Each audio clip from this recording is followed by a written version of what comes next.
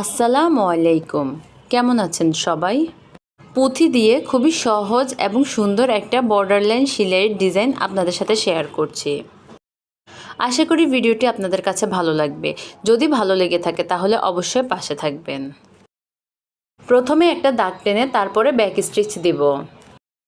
Back stitch খুবই সহজ একটা সেলাই, মোটামুটি কম বেশি আমরা সবাই এটা সেলাই করতে পারি। এখানে পুরো কাজটি করেছি আমি লাচ্ছি সুতা 2 তার দিয়ে।